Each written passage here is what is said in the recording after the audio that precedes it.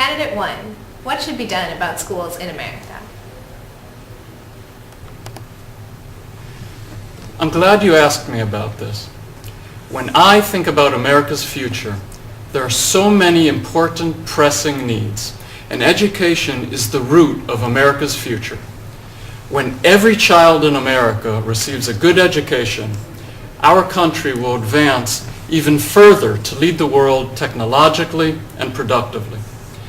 The first two factors that need to be addressed are getting the kids to stay in school through motivation and positive role models, and ensuring that the time spent in school is not wasted and the curricula in schools are advanced. Too many children are not being motivated to achieve. Instead, they are motivated only to do the minimum. We need to motivate our kids. Teachers should act as mentors and friends, giving students a sense of self-worth and accomplishment. Parents need to encourage their kids to do the best they can and instill values and hard work and achievement in them.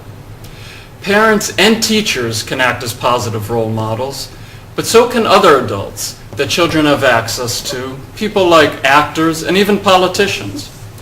If we demonstrate that working hard pays off, children will be more motivated to stay in school.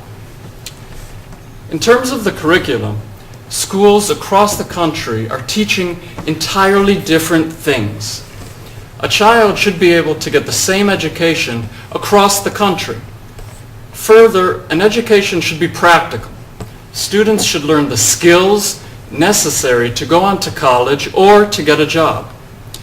We need to make sure that classrooms are productive places and teachers cover material so that our students have the most knowledge possible when they graduate high school and enter the world. Candidate 2, what will you do to help America win the war on terror?